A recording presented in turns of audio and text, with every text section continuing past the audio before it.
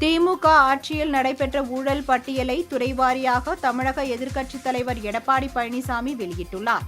தமிழக ஆளுநர் ஆர்.என். ரவியை சந்தித்த பின் செய்தியாளர்களை சந்தித்து எதிர்க்கட்சித் தலைவர் எடப்பாடி பழனிசாமி திமுக ஆட்சியில் துறைவாரியாக நடைபெற்ற ஊழல் பட்டியலை வெளியிட்டார்.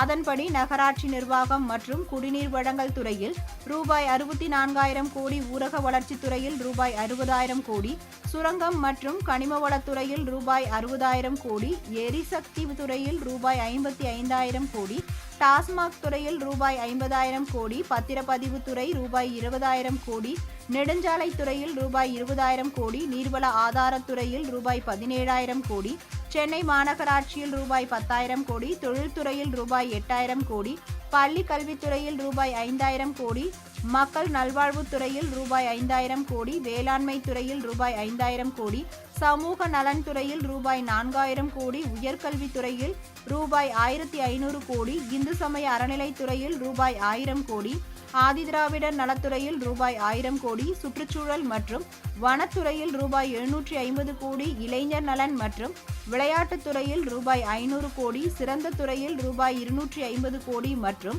பால்வளத்துறையில் ரூபாய் 250 கோடி என மொத்தம் 4 லட்சம் கோடி ஊழல் நடைபெற்றுள்ளதாக கூறி அதன் பட்டியலை வெளியிட்டுள்ளார்.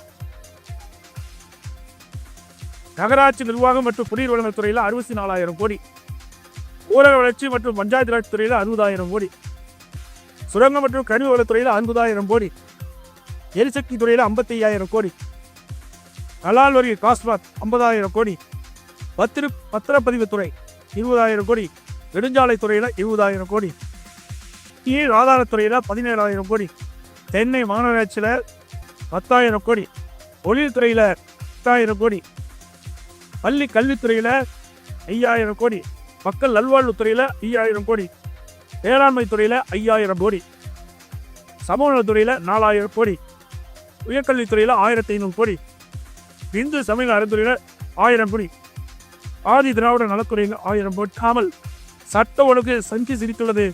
மக்களுக்கு போதிய பாதுகாப்பு இல்லை. தமிழகத்தில் தொழில் சிவங்க வந்த முதலீடுகள் அண்டை மாநிலத்தில் சென்று விட்டன.